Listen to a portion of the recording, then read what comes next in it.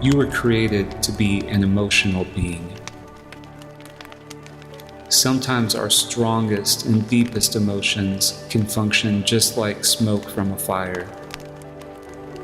If we're willing to follow the trail of smoke long enough, we can find out what's on fire deep in our hearts. And once we find where all the smoke's been coming from, we can begin to deal with the issue before it consumes us completely. Just like physical reflexes, your emotional responses were created by God. The question is, will you choose to ignore them, or will you use this smoke from a fire to find out what's really going on below the surface?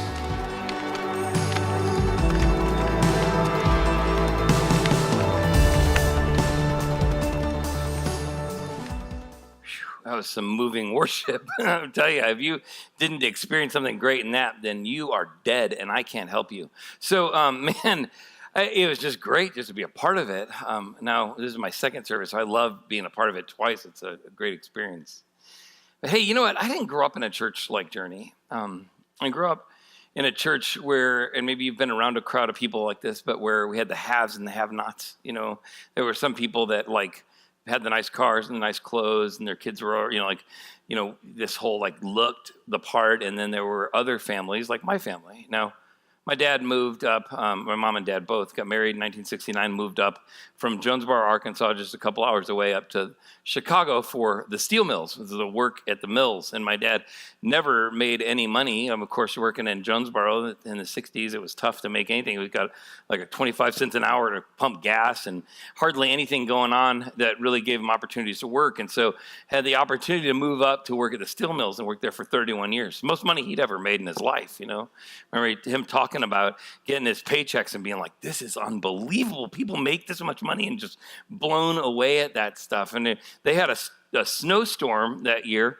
like we had this week here in West Tennessee, and it snowed. And so he didn't go to work because it snowed.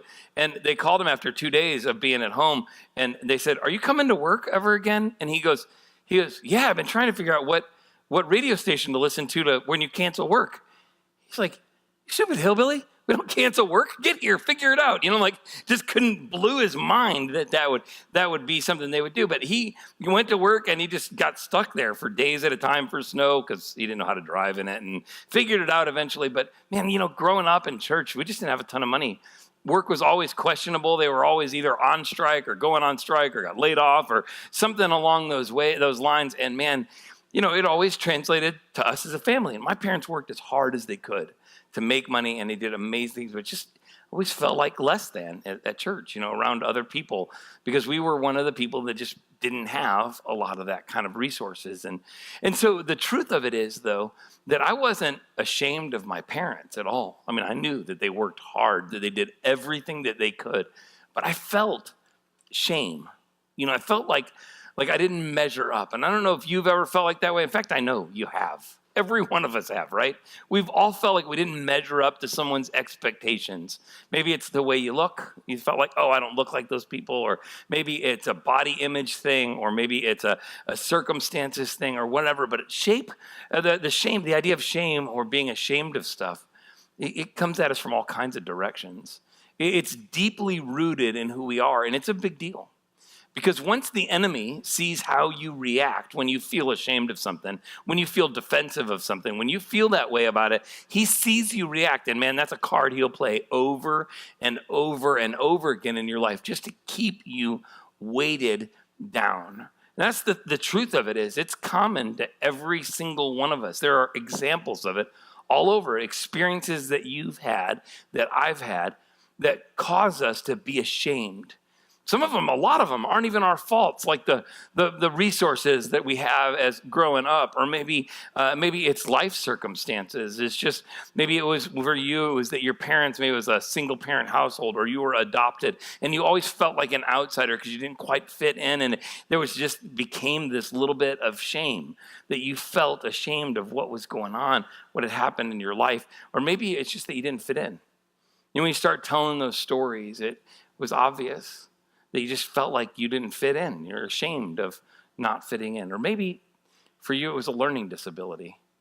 I mean, I've told you before, I had ADHD back when they didn't have a name for it. They called it BRAT, like you just acted up and like you were just that misbehaving kid. And to top that all off, I went to a Christian school that didn't have a lot of resources to figure any of that stuff. So they just were at wit's end trying to figure out how to control me. And it just got irritating to them, irritating to me, and everybody about it just got frustrated. And I got a lot of, that's back when they swatted you, Like I got a lot of go to Mr. Whitmire's office and he would step into it and let me have it, I mean, it's just part of how we grow up, and you feel ashamed. I feel like, man, I wish I'm just not smart like other people. Maybe you had a learning disability that really struggled with reading or something, and you felt like you never measured up.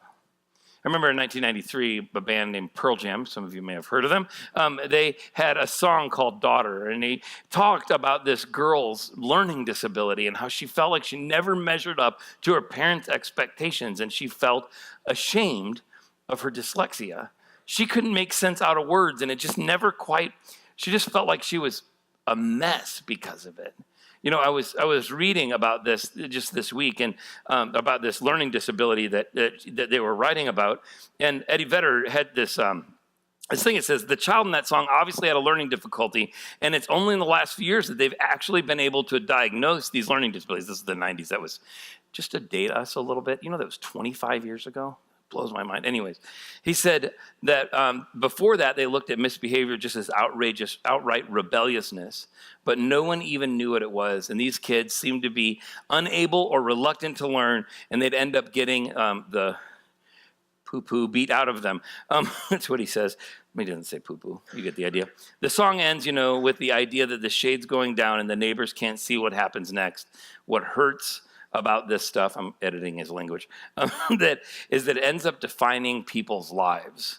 They have to live with that abuse for the rest of their lives, and good people are just effing destroyed, right? I mean, isn't that frustrating to get to a place where you're like, you feel defined by something you couldn't even control, and you feel the weight of shame hanging on your shoulders, like it's something that you can't control. The truth is that, man, you feel like shame comes from things you've done, but it doesn't always just come from things you've done. Shame comes from things that are outside of our control. We feel shamed, not just because of what we've done, but because of what people have done to us. Do you realize that 1 in 4 young ladies will experience sexual abuse before they turn 18 years old? 1 in 6 households are riddled with opioid addiction. That's crazy to think about the stuff that will affect your lives or the lives of the people you marry or your children's lives that you didn't do. That it was something someone else did, and it caused them pain. And we live with a deep sense of shame. There's sometimes where the things that your family has done, maybe a dad or a brother or an uncle or one of your kids has done, and you've experienced the shame of association, and you feel ashamed of your family. You feel ashamed of something that's gone on. And there's just this awkwardness, or maybe it's just something you went through. Maybe 2008 and 2009 were much harder on you than you thought they were going to be, and it just left you riddled, and you feel ashamed. That's ridiculous. That's the silliest thing ever, but we know it's crazy, but we feel ashamed. Shame comes from guilt too. You maybe got involved in something. Maybe something a choice you made, an addiction that you had, or the addiction you're struggling through right now, and you feel like yesterday will define you for the rest of your life. At the end of the day, shame is wrapping up what we've done with who we are. And it's this intertwining of what we've gone through and the identity of who we are. We put them together, and we wind up going, I'm defined by what was done to me, by what I've done, by the people I know, by the things I'm associated with. We feel shame, and we wind up being identified with it. I mean, maybe you can illustrate it this way. If you've ever gone through the pain of a divorce. I mean, I know what you went through. I've seen it in hundreds of people. You struggled, right? It's not like you signed up one day going, well, one day we might break up, but who cares? You signed up for a wedding. You stood and you declared your vows, and you said, I want to live forever together with this person. And then as the years went on, something happened in there. And sometimes it was one person's fault. Sometimes it's the other person's fault. It's always two people's fault. But at some point, there's some break in that. And there's this pain of separation, right? And you lived through the nights of crying and the pain and the embarrassment and the shame and the difficulty. And then you finally went through all of that mess. And you recognized, right, to the nth degree, why it is that God says he hates divorce. I've never met a divorced person who goes, oh, I loved it. It was great, right? Nobody goes, oh, it was a fantastic experience. Everyone should do it, right? No, everybody who goes through a divorce goes, I get it. I hate divorce too. God hates divorce because it hurts his kids. And he loves you. But you went through all the pain and the terror and all the agony of going through a divorce. And then the church did you a favor and heaped on extra, right? They looked down their nose at you. Christians, judged you and thought you were somebody. You didn't work hard enough, or you didn't do this, or you should have been nicer to him, or you should have done that to her. You should have done this or whatever. And there was all this. They did this great favor because we're really good at this as Christians, right? When we fall down, we'll do you the favor of kicking you. It is a fantastic thing that you can experience only by the body of Christ. So there's a little sarcasm in that and a little bit of pain. But the truth is that we experience that, don't we? You went through the pain of a divorce, and then you feel like you get to be defined by it for the rest of your life. You'll always be, in your own mind, I'm a divorcee. At least how you feel when you walk through the doors of the church, right? That people define you by yesterday, because we like to heap on the guilt and the shame, because if we can blow your candle out, it makes me feel like mine burns a little bit brighter. And that's the truth of it. But we just heap on the shame, and then you are left to carry all of that weight. It's not the way it was intended to be. It's not the way it was supposed to be. And if you don't deal with this shame, man, it's going to be a mess. If I don't deal with the shame in my life, it's going to make a gigantic mess. In fact, if you don't deal with your shame, you'll probably experience some of these things. These are the things that go on in my life. And I this is so helpful for me to see. Craig Rochelle said this, and it's valuable, helpful insight for me. If you don't deal with your shame, you'll deal with helpless perfectionism.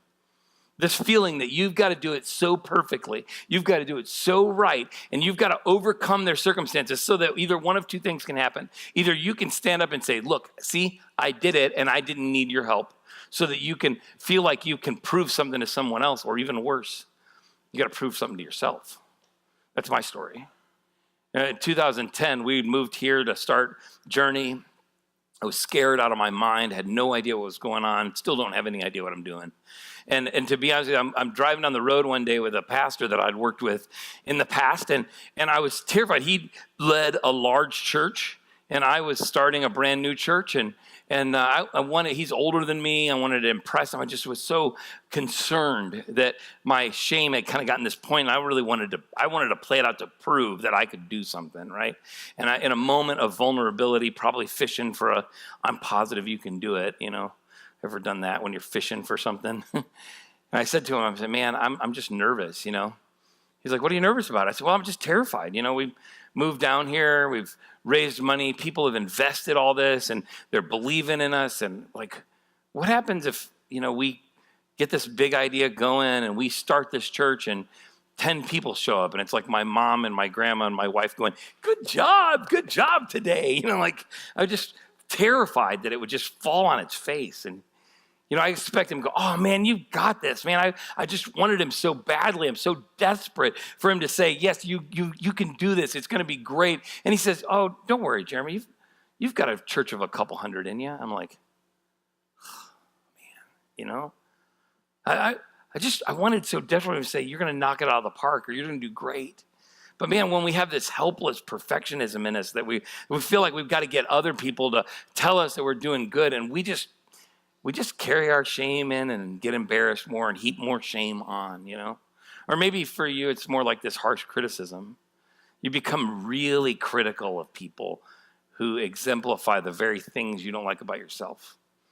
That happens to me, when one of my kids will burp at the table, or one of my kids will say something really like with no filter. I'm like, will you stop it? I'm not really yelling at them. I'm yelling at me, I'm not really getting angry at them. I'm getting angry at me. I'm not really mad that they don't have a filter. I'm mad that I don't have one. I'm really upset about the very things that I don't like in myself about other people. And if we don't deal with our shame and our guilt and all this mess, it will play itself out. It absolutely will come out like smoke from a fire in harsh criticism of the people around us, probably criticizing the very things that we see in ourselves. It also leaves us feeling helpless, right?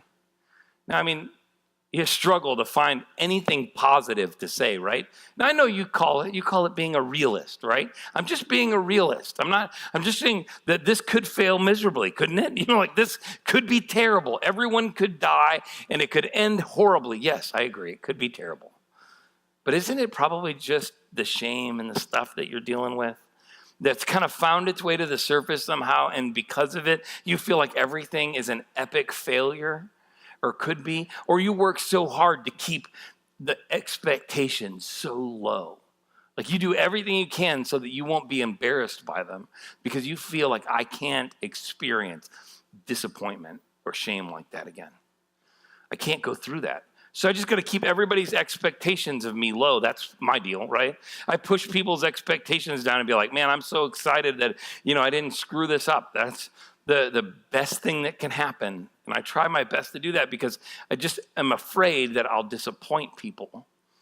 We feel shame. We carry the weight. And I want you to know something.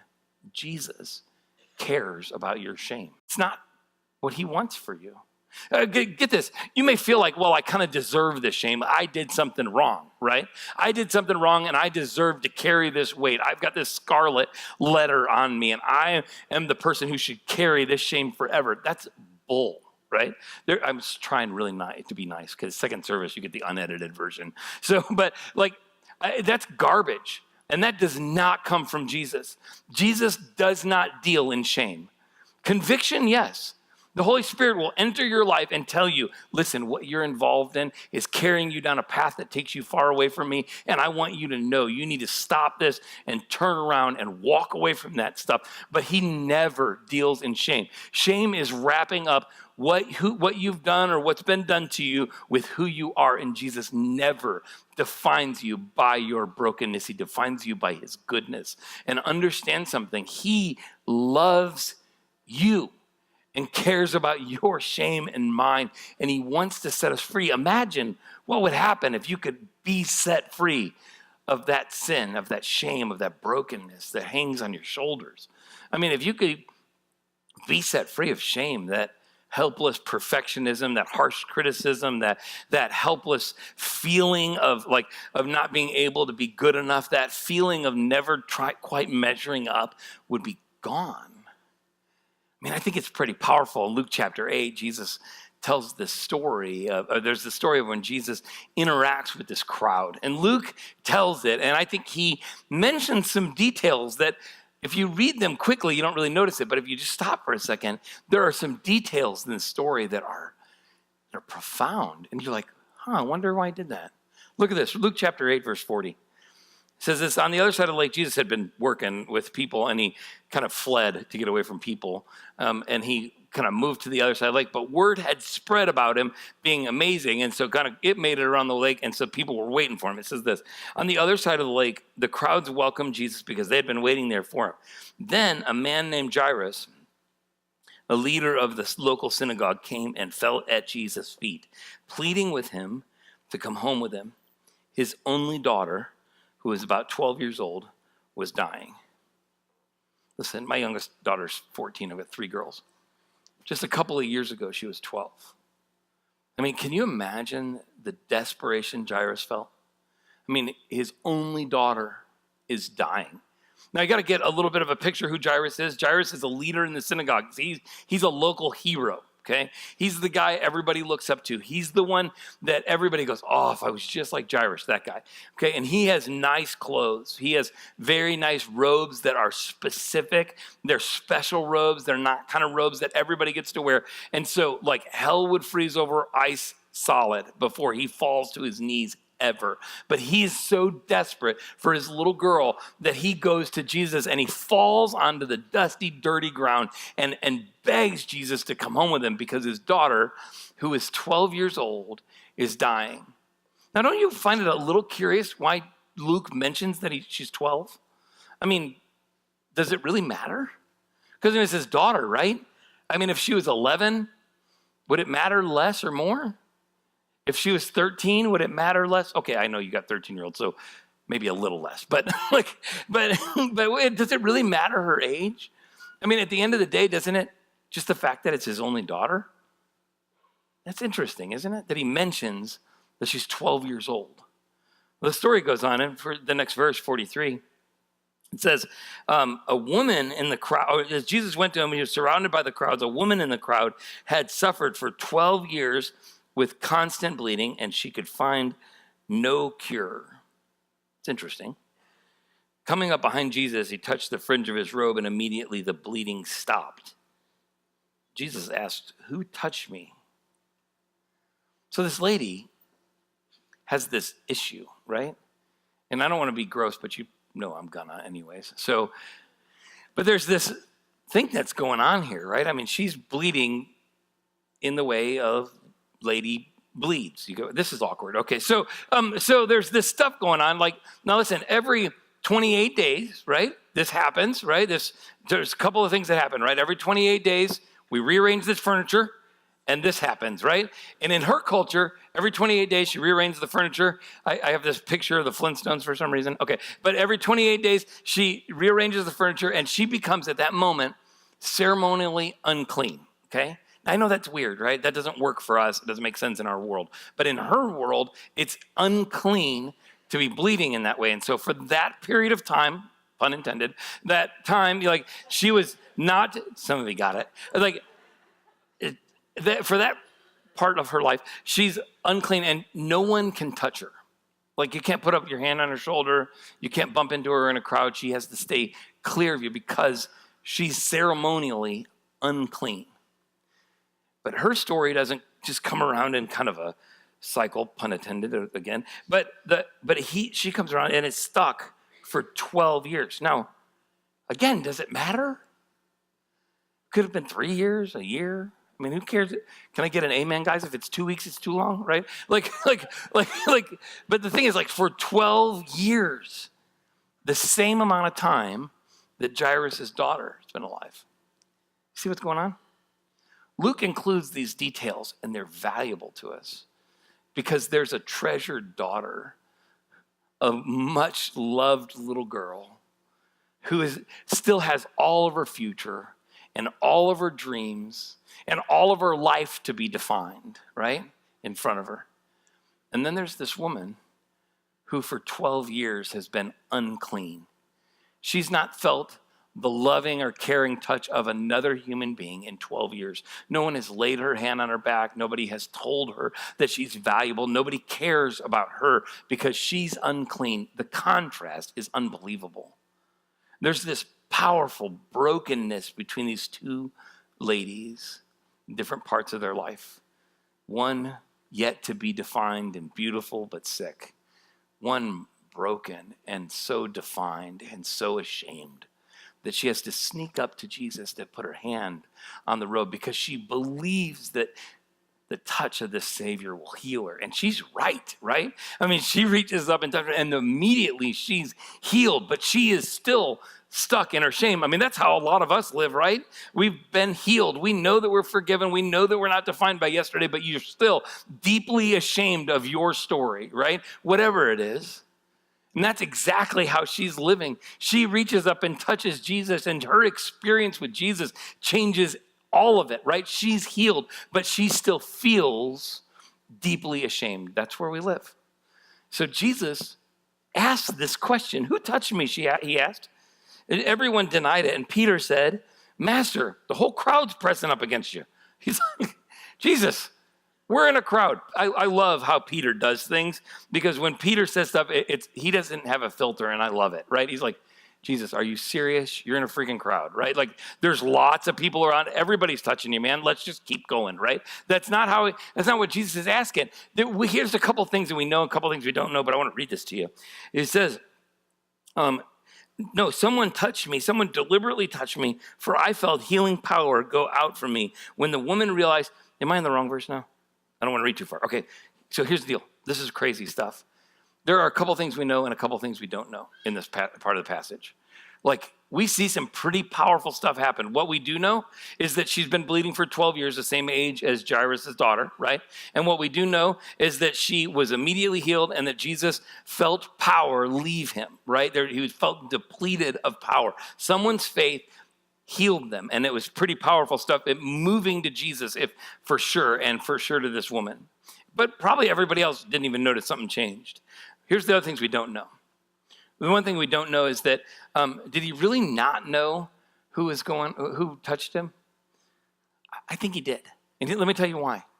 Because he could have just kept stepping, right? He could have just not even broke stride and gone, I don't know. Don't worry about it. It's not worried about it. But he knew that woman had been healed, but he also knew that she was still stuck in her shame. And him bringing her out is going to expose her to the real healing she really needs. It's not just this idea of like her physical ailments being healed. It's the definition of who she is that was really at risk. So he knew that when he turned around, he said, who touched me? And Peter's like, what do you mean who touched you? Everybody's touching you. Move on. And he goes, no, seriously. Someone touched me and I felt power go out of me because they touched me on purpose. They touched me with a reason. They wanted something from me. And he's fishing for this woman. He knows exactly who she is. And he's asking and saying these things to weed out all the people who are just bumping up against him. And what's powerful about it is this next part of it. She says this, he says, when this woman realized that she could not stay hidden, she began to tremble and fell to her knees in front of him. The whole crowd heard her explain why she had touched him, and that she had immediately been healed. Here's another thing we don't know. What caused her bleeding? I mean, just think about it. Search it up. I mean, what caused her bleeding? There are a number of medical conditions, right? Could have been something that didn't have any problems. Could have been cysts. It could have been some sort of issue along those ways. But it could have been a sexually transmitted disease. It existed then just like they do now. And nobody else knew why either. So there were some people going, oh, that poor woman, she's got some medical issues. Stay away from her. And some people going, oh, she's one of those kind of people. Stay away from her. See, Jesus knew exactly who this woman was. He knew exactly what it was because he wasn't just wanting to heal her physical issues. He wanted to heal her shame. And that's the important thing that you and I need to know from this story is that Jesus cares about your shame. He cares about the things that you care about. That matters to him. He wants to set you free from that as much as he wants to heal your body. It's powerful stuff. When you look at it even further, he looks at this next part, and this is what I think it really all boils down to this. Jesus looks at this woman who's now had to endure the shame of explaining her story. She speaks it out loud, and she tells the story, and Jesus looks at her and says these vital words. Daughter, he said, your faith has made you well or whole. Go in peace. She's never felt whole. She's never felt well. In 12 years, she's not been touched and certainly didn't feel like a daughter. Back to the Pearl Jam song. Like, don't call me daughter. I'm not fit to. You guys can have a picture of back when you were proud of me and you cared. But today, I don't measure up to your expectations. So please, don't call me daughter. I'm not fit to be called that. That's how she felt until this moment when she was made whole. And Jesus cared about her shame and spoke words over her that had power. Daughter, your faith has made you whole. He could have just said, your faith's made you whole. Let's go on. Let's keep going. I got things to do. But he took the time to look at her and tell her, I love you. Do you see the contrast again? 12-year-old little girl, much loved and cared for. Local hero hits his knees, begging for her life because he doesn't want her to die. And a local outcast on her knees to touch the hem of a garment. Nobody can touch her. She can't touch people. And he looks at her and calls her daughter. Tim Keller says that we probably, in our culture, probably better would understand it to say, sweetheart, much loved little girl. Man. And we think Jesus doesn't care about our shame. Jesus doesn't want to just not define you by those moments. He doesn't just want to forgive you. He doesn't want to just heal that brokenness. All that's true. But the truth of the gospel, the fullness of the story of God, is that he loves you in your brokenness and wants to set you free from your shame. So what do you do about your shame? Jesus cares about your shame. What do? If you are struggling in shame, and we all are, just like that lady, your story needs to be heard. You need to say it out loud. You need to find a trusted friend or a counselor, someone that you can sit with and just tell your story. Because what's amazing about it is that when you tell your story out loud, all of a sudden the story doesn't feel like that. I'm defined by that. I mean, it happens to me all the time. I'm a public speaker, right? I stand in front of you and I tell you some parts of my story. And when I tell you, some of them are really embarrassing, right? I got beat up when I was 15-year-old in choir, okay? Like, that is embarrassing, right? And I feel like I got beat up by a girl on the bus when I was 13 years old, right? If my story doesn't embarrass me, yours shouldn't embarrass you, okay? So, like, I've talked to you about the things that are broken in my life, the things that are messed up. And as soon as I say them out loud, I'm like, seriously? That's what you felt like defined you? As soon as they come out, they don't feel like such a big deal. And I begin to understand that all the brokenness and shame that I've carried for so long was just heaped on top of me by the enemy. And he doesn't want me to live free of that. And when I say it out loud, it goes away.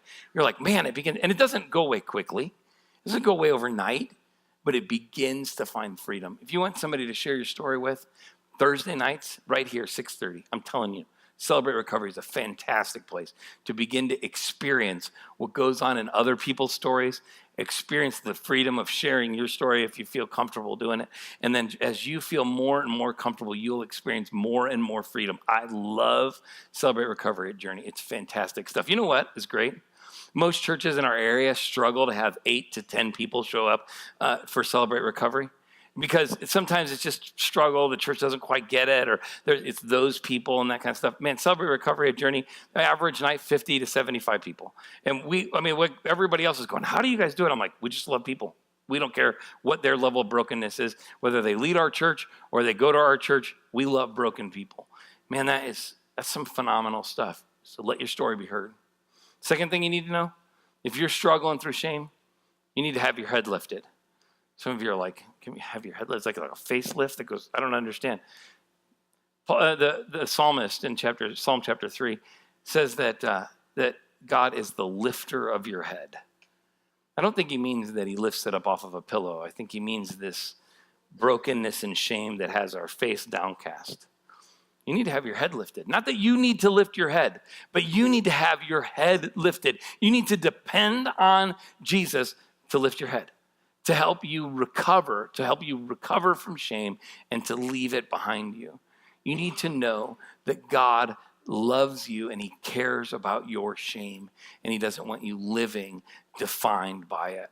That's a powerful truth. And I think that you need to pursue your new identity.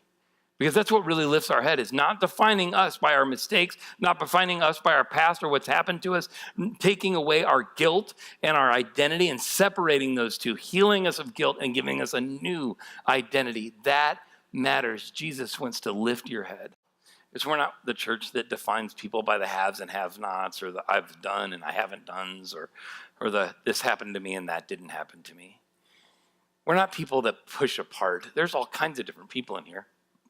There's those in the medical community, and there's lawyers, and there's business people, factory workers, unemployed people, people struggling to make ends meet, people who've got plenty. And the truth of it is, we have one thing in common. We're all broken. And Journey Church is the best place for you to become more connected and more connected to a growing group of loving people who care about you. We love you. I love you. I love you in your brokenness. Jesus loves you in your brokenness, and you need to pursue connection to a group of people who are loving, and we care about you and about freeing you from your shame. So here's what we're going to do. In a minute, we're going to do something we've never done at Journey before. I've never really been into the vespits of like religion, the stuff, this part of the place. We had this closet at one church I worked at called the sacristy. I call it a closet. It's just a closet. It has a door, looks just like the one I have at home. But sometimes people call this place up here an altar. I never did understand it. To me, it's some concrete. I call it the floor. But it's a valuable experience in some ways to have a moment in time where we come and we say, listen, I'm laden with shame.